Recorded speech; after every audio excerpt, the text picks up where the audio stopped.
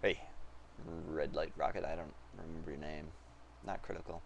I like the way you're tackling this. The vast majority of people either disbelieve the 2012 stuff and so won't entertain the notion, or they will just tell you what they heard or what they believe as if it was fact, as if peering into the future was as easy as reading a magazine or something. Um, there's certainly a lot. I wasn't concerned about 2000 because it's a number. I mean, it's sure it's several zeros, but that's all a mental construct of ours. It doesn't have any um,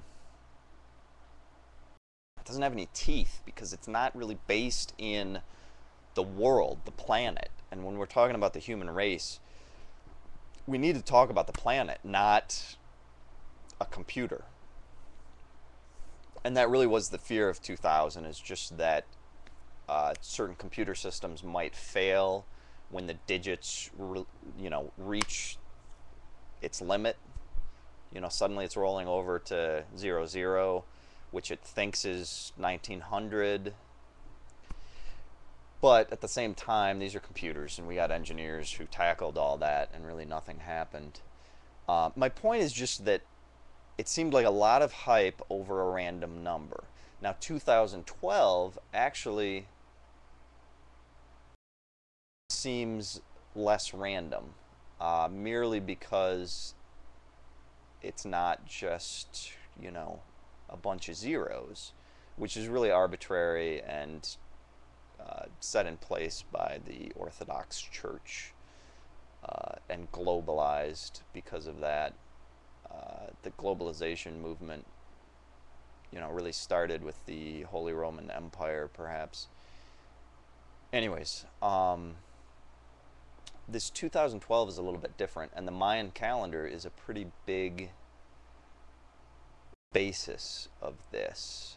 And I've looked into it, and it is pretty convincing because the Mayan calendars look back in time is seems pretty accurate with our scientific estimates of how old the planet is and how old the universe is and how long there's been life, stuff like that. And so if it's accurate looking backwards at such large numbers, it's easier to believe that their predictions for the future will be accurate. And just to compare this, not to offend any Christians, but to compare it with Christianity, the Christian, the Bible's evaluation of how old the universe is, we scientifically know is inaccurate. And a lot of Christians rationalize this by saying, it's an allegory. It's kind of like a metaphor. Each day might actually be a million years or something. Um, but if we can't take it at face value when it looks into the past, how can we trust that we have the ability to interpret its predictions for the future? Um, but anyway, so the Mayan calendar is more believable for me, or more worrying. That's probably a better way to phrase it. And the fact that their calendar just ends as if time ends, I'd like to believe that well, it is dramatic. Let me start with that, because it is just the end of the calendar. They had a defined beginning for time and a set end.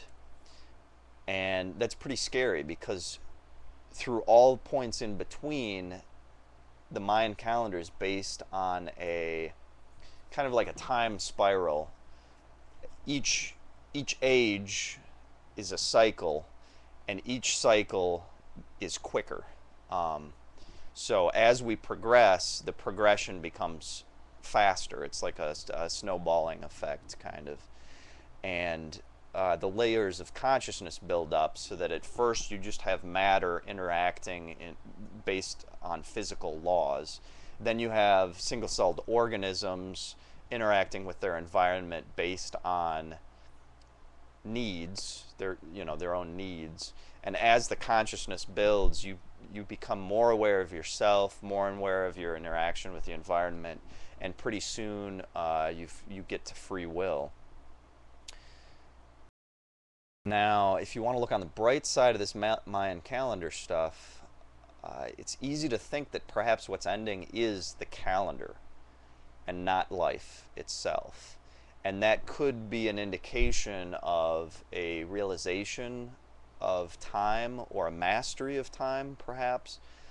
In some way, understanding that our very physical method for measuring time is inadequate. And so to move forward, abandon that system, and perhaps perhaps our next level of consciousness gives us control over time, or perhaps we learn a better way to measure it that isn't physical, but perhaps in some way more valid, more real, more tied in with new discoveries in quantum physics or something that give us a better way to measure time.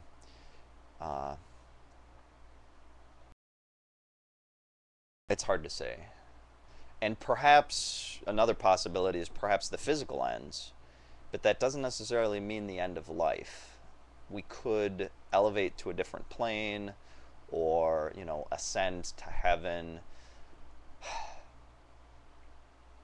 It all gets into a lot of guesswork, though. So to bring it back around to something I wanted to say is that the thing that worries me the most about end of the world predictions across the globe, Christian, whatever source they come from, the thing that worries me the most is their ability to be self-fulfilling.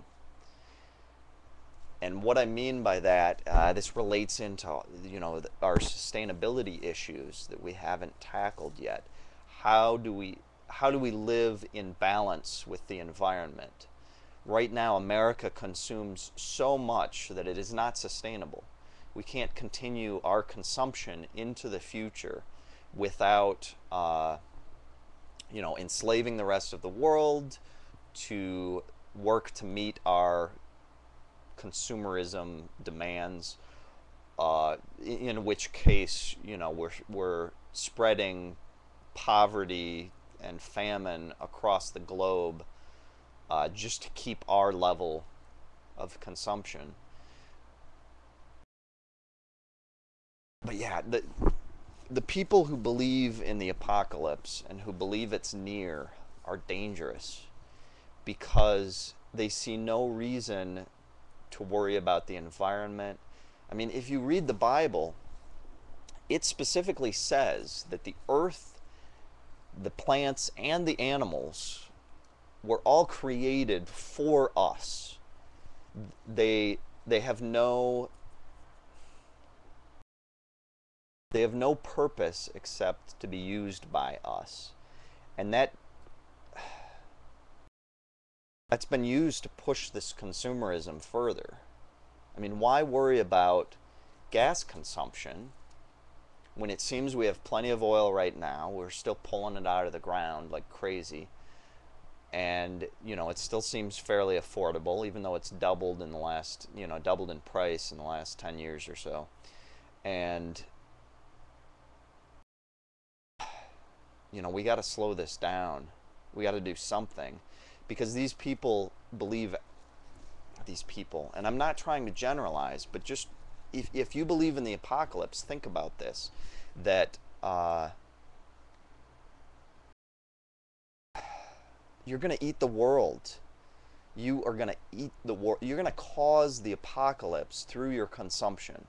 I mean, something's got to end. Something's got to change. Something's got to give. And that's perhaps what we're approaching.